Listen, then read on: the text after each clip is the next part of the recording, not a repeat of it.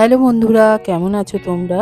আমরা গিয়েছিলাম মাইথন বেড়াতে, আর সেটা পুরুলিয়া থেকেই গিয়েছিলাম। তোমরা যারা মাইথন বেড়াতে যাবে তারা কিন্তু আসানসোল স্টেশনে নেবে, তারপরে কিন্তু পৌঁছতে হবে মাইথন। মাইথনে রয়েছে সুন্দর একটা ড্যাম। এখানে রয়েছে দুটো জাগ্রত মন্দির, এক কল্যাণেশ্বরী মায়ের মন্দির, দুই হচ্ছে ঘাগরপুরী চণ্ডীমাতা মায়ের মন্দির। ২ রাত্রি ৩ দিনের এই ছোট্ট ছুটিতে মন ভরে উঠবে, একেবারে গ্যারেন্টি দিয়ে আমি বলছি। তাহলে চলো পুরো ভিডিওটা ভালো করে একবার দেখে নেওয়া যাক, কিভাবে আমরা এই মাইথন ড্যামে এসে পৌঁছলাম। যারা চ্যানেলে নতুন দেখছো তাদেরকে বলবো প্লিজ চ্যানেলটা সাবস্ক্রাইব করে রেখো, যাতে আগে গিয়ে আরও ভালো ভালো ভিডিও দেখতে পারো। আবারও বলি, আমরা কিন্তু এই মাইথন গিয়েছিলাম পুরুলিয়া থেকে। যারা এখনো আমার পুরুলিয়ার ভিডিও দেখোনি প্লিজ দেখে নিও। মাইথন যাবার প্রথম যে রাস্তাটা সেটা কিন্তু 4টে মাথায় পড়বে এই রঘুনাথপুর, আর সেখান থেকেই লেফট সাইডে ঘুরে যেতে হবে মাইথনের দিকে। আর এই মাইথন যেতে আমরা পেয়েছিলাম পাঞ্চেত ড্যাম। এখানেও কিন্তু বেশ খানিকটা সময় আমরা কাটিয়ে নিয়েছিলাম। তাহলে চলো দেখতে থাকো।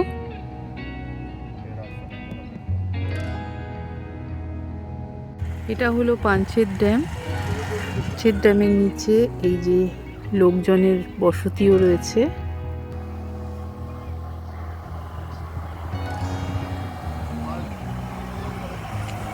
আচ্ছা, খুব সুন্দর, বিশাল বড় জায়গা। আচ্ছা, এখানে নৌকো চড়ারও ব্যবস্থা রয়েছে। বাহ, এখান থেকে আবার সিঁড়ি আছে নিচে নামার। এখানে রয়েছে পাঞ্চেত ড্যাম, দূরে পাহাড় দেখা যাচ্ছে ছোট ছোট। আর ছেলে এসে বললো বেশিক্ষণ এখানে দাঁড়াতে দেবে না, তাড়াতাড়ি চলো, আমাদের আবার অন্য জায়গায় যেতে হবে। কারণ যে কোনো ড্যামেরই মিডিলের পয়েন্টে বেশিক্ষণ কিন্তু দাঁড়াতে দেয় না। এখানে কিন্তু সিকিউরিটি গার্ড রয়েছে। দেখি শেষ মাথায় গিয়ে একটু দাঁড়াতে পারি কিনা। ড্যামটা কিন্তু বেশ সুন্দর। এই দেখো কি সুন্দর পাখি উঠছে এখানে। চলে এসেছি ড্যামের একেবারে শেষ মাথায়। এখানে চারপাশে বেশ অনেকগুলো নৌকো দেখলাম। যাদের মনে হবে তারা এখানে রাইড করতে পারে তার ব্যবস্থাও কিন্তু রয়েছে।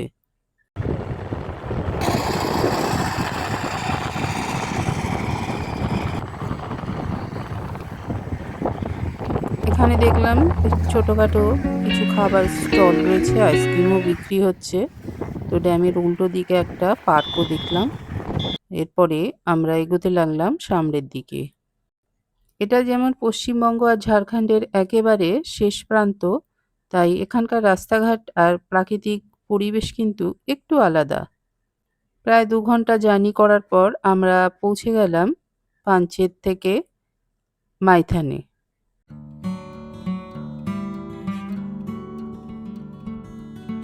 পাঞ্চেত থেকে মাইথনে দেখলাম ট্যুরিস্টের সংখ্যা বেশি। এখান থেকে দেখলাম গাড়ি লাইন দিয়ে দাঁড়িয়ে আছে। পুরুলিয়া থেকে মাইথন পৌঁছতে আমাদের 3 থেকে 3.5 ঘন্টা কিন্তু সময় লেগেছিল। তার কারণ একটাই, পুরুলিয়াতে যেহেতু জঙ্গল এরিয়া, তাই সেখানে কিন্তু গুগল ম্যাপ ঠিক মতন কাজ করছিল না। আমরা একটু ভুল পথে চলে গিয়েছিলাম। যাই হোক, ঠিকঠাক মতন তারপরে আবার পৌঁছে গেলাম। এই যে এখন পৌঁছচ্ছি আমরা ওয়েস্ট বেঙ্গল ট্যুরিজমের মুক্তধারা ট্যুরিস্ট লজে। এই রাস্তাটা একটু পাহাড়ি এলাকার মতনই দেখতে, কারণ এই প্রপার্টিটা কিন্তু একটা ছোট্ট পাহাড়ের উপরে তৈরি। সামনেই রয়েছে রিসেপশন, সেখানে আমরা এন্ট্রি করে নিচ্ছি। যা যা ফর্মালিটিস ছিল সেগুলো সব করে ডকুমেন্টস জমা দিয়ে আমরা চলে যাব আমাদের রুমে। এখানে চেক ইন চেক আউট সব কিছুই দেওয়া রয়েছে। এখানে ওয়েলকাম ড্রিঙ্কস, লেবু জল। পৌঁছে গেছি মুক্তধারা ট্যুরিস্ট লজ প্রপার্টিতে। অনেক বছর আগে একবার এসেছিলাম, তখন এত সুন্দর ছিল না, এখন খুব সুন্দর করে সাজানো গোছানো। এই হলো ওয়েস্ট বেঙ্গল ট্যুরিজমের মাইথমের মুক্তধারা টুরিস্ট প্রপার্টি কটেজ রুম। এখানে খাট বিছানা এদের পাশবাড়ি সব জায়গাতেই থাকে। এখানে রয়েছে কমপ্লিমেন্টারি জলের বোতল, গ্লাস। খাটের ঠিক পাশেই রয়েছে দুটো বসবার জায়গা, এক সোফা মতন রয়েছে, একটা সেন্টার টেবিল রয়েছে। এখানে রয়েছে চা, কফি আর ইলেকট্রিক কেটল আছে। এখানে ফোন নাম্বার দেওয়া রয়েছে রিসেপশন আর রেস্টুরেন্টে ফোন করবার জন্য।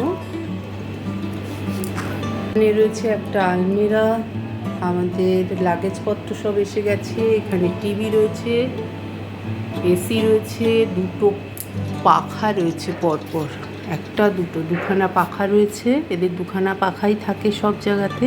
বসার জায়গা থেকে বসে বসে বাইরের প্রাকৃতিক সৌন্দর্য দেখো। এখান থেকে দেখা যাচ্ছে এই যে বোটিং করবার জন্য সব নৌকোগুলো দাঁড়িয়ে আছে পরপর, আর দূরের পাহাড়টা দেখা যাচ্ছে। মাইথন ড্যামের বেশ খানিকটা অংশ দেখা যাচ্ছে। এদিকে রয়েছে আয়না, একটা বড় আয়না রয়েছে, বিশাল বড় একটা আয়না। এখানে বসার একটা জায়গা রয়েছে,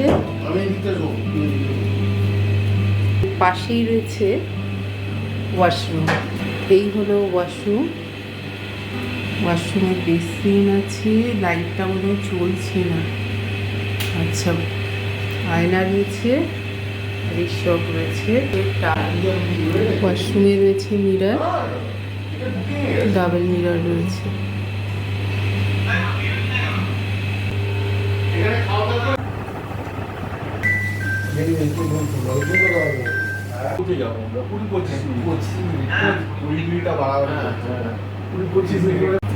এইবার চলুন দেখাই ব্যালকনিটা। ব্যালকনিটা বেশ বড়। এই যে এখান থেকে পুরো ভিউটা দেখা যাচ্ছে। মাঝখানে একটা আইল্যান্ড দেখা যাচ্ছে, এটাতে বোটিং করে ওরা নিয়ে যায়, কিছুক্ষণ রাখে আবার নিয়ে আসে। সন্ধে নেমে এসছে চারপাশে। মাইথন বাদে এখনও নৌকো চড়ে অনেকে ভিডিও করছে। এই যে মাঝখানে গেছে একটা নৌকো নিয়ে। সন্ধে হলেই রিসেপশনের সামনে লোকগীতি গানের অনুষ্ঠানের আয়োজন করে থাকেন। চলুন দেখে নেওয়া যাক।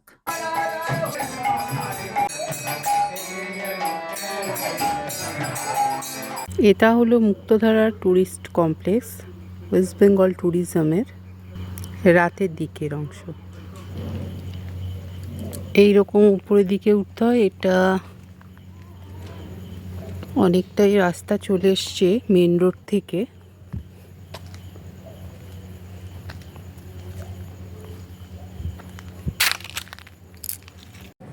মেন বিল্ডিংয়ের রুমের সামনে বসবার জন্য এইরকম পরপর অনেকগুলো সোফা রাখা রয়েছে। এই দিকটা হয়েছে গার্ডেন এরিয়া। এটা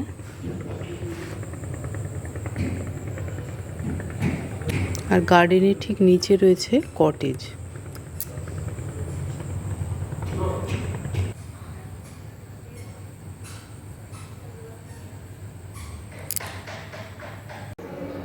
এবার মেল বিল্ডিংয়ের টপ ফ্লোরে উঠে এসেছি। তো এখানেও একটা ক্যারাম বোর্ড দেখলাম রাখা রয়েছে, আর পরপর এরকম সোফা রয়েছে। ওপরে কিন্তু 3টে রুম রয়েছে। রাতে ডিনার করতে এসেছি। রাতের ডিনারে আমরা থালি নিয়েছিলাম। তো এখানে মাছ, তরকারি, ডাল, আলু সেদ্ধ, বেগুন ভাজা, পাঁপড় ভাজা, চাটনি, ঘি সবই কিন্তু রাখা ছিল থালির মধ্যে। তো আমরা এর জন্যই থালিটা বেশি পছন্দ করি। যেহেতু বাঙালি খাবার, এটা খেতে কিন্তু আমাদের খুবই ভালো লাগে। রাতের ডিনার থেকে শুরু করে সকালের ব্রেকফাস্ট, লাঞ্চ এদের কিন্তু নির্দিষ্ট টাইমের মধ্যেই সেরে নিতে হয়। এবার চলে যাচ্ছি আমাদের কটেজের দিকে। তাড়াতাড়ি ঘুমিয়ে পড়তে হবে আর খুব ভোরবেলায় উঠতে হবে। এই হলো সকালের দিকে ভিউ। দেখো দুটো বাস এসছে। এই সূর্যটা উঠবে করছে, উঠে গেছে কিছুটা, গাছের ফাঁকা দিয়ে উঠছে। কাশ্মীরের শিকারা টাইপের দেখতে কিছুটা নৌকোগুলো, উপরে একটা শেডের মতন দেয়া রয়েছে। এখন সকাল 6টা বাজে। এখানে অনেকে স্নানও করছে।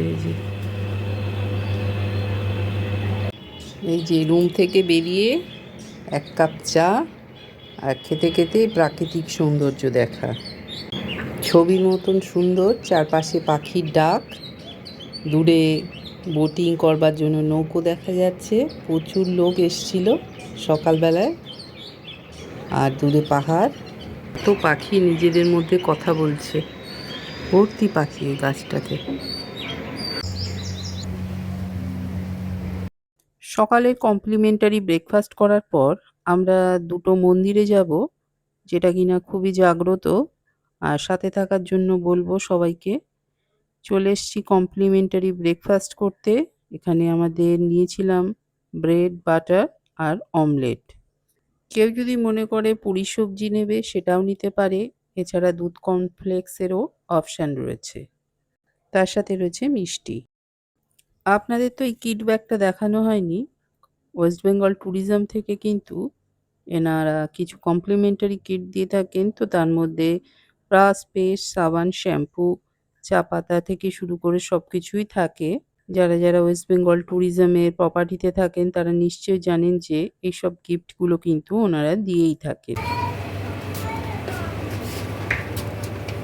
রেস্ট নেওয়ার জন্য ভীষণই ভালো, সুন্দর জায়গা। বাইরের প্রাকৃতিক সৌন্দর্য খুব ভালো।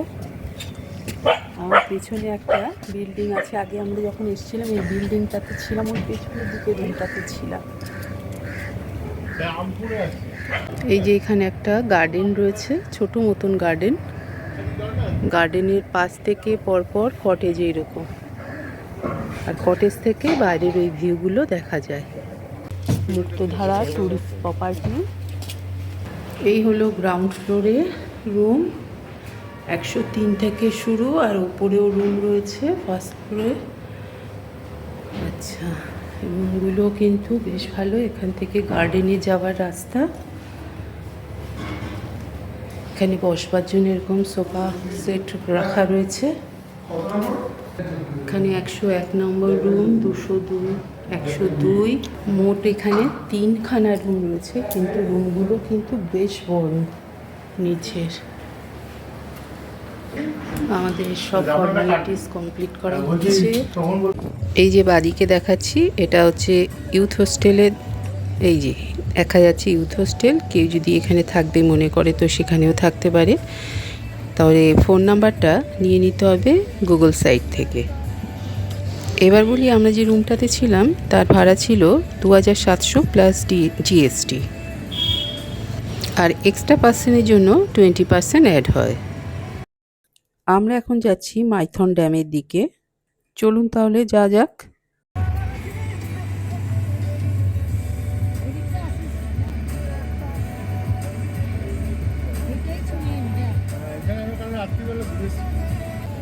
ওই আইল্যান্ডটা দেখা যাচ্ছিল। এই হলো মাইথনের অপোজিট সাইড। এই যে, আচ্ছা, রাস্তা ক্রস করব।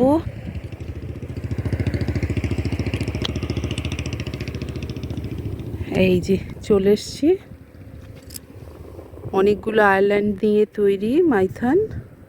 বিশাল বড় জায়গা। দেখো ওখানে কিন্তু বোটিংয়ের ব্যবস্থা আছে।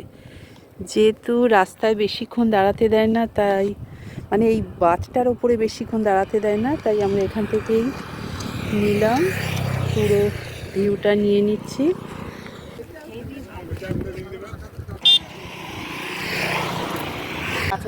আচ্ছা, এই জায়গাটাতে হরিণ রাখা রয়েছে। অনেকগুলো হরিণ ছাড়া রয়েছে এখানটায়, দেখা যাচ্ছে। এখন গাছের নিচে রয়েছে, ক্যামেরায় অতটা আসছে না। আচ্ছা, ওই দূরে যে ব্রিজটা দেখা যাচ্ছে ওটা হচ্ছে ঝাড়খণ্ডের বর্ডার, ন্যাশনাল হাইওয়ে দিল্লি যাওয়ার।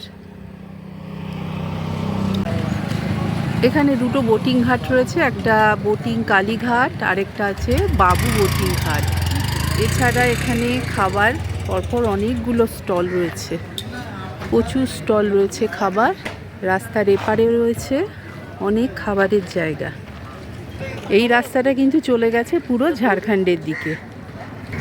ঝাড়খণ্ডের দিকেও কিন্তু রয়েছে।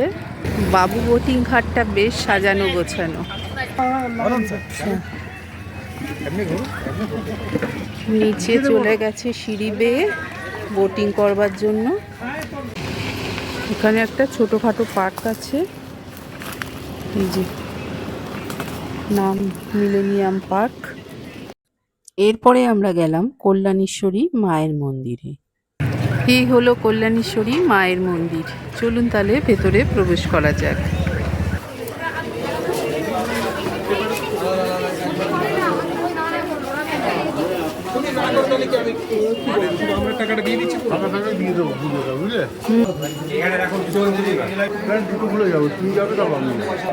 এখানে জুতো খুলে প্রবেশ করতে হবে মন্দিরের ভেতরে। এই হলো মায়ের মন্দির।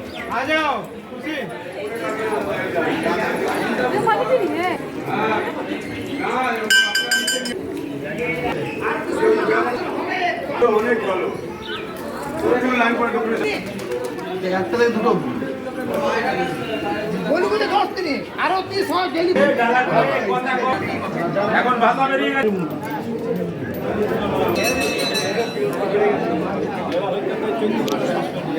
বাবা মন্দিরে বিশাল লাইন, ঘুরে ঘুরে এভাবে যেতে হবে মন্দিরের ভেতরে।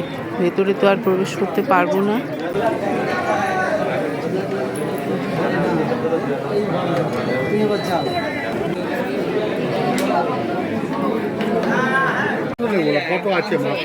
হ্যাঁ, মায়ের ফটো রয়েছে।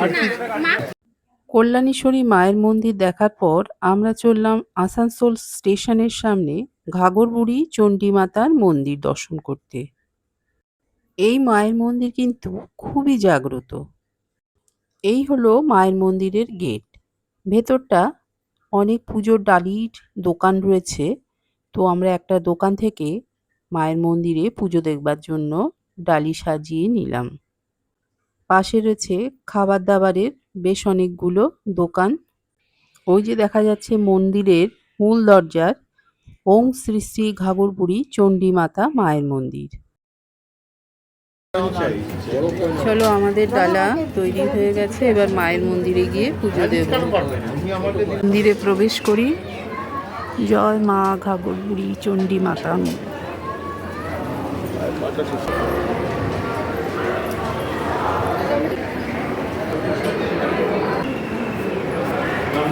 এখন আমরা মন্দিরের ভেতরে প্রবেশ করছি। মন্দির পুরোপুরি ফাঁকা।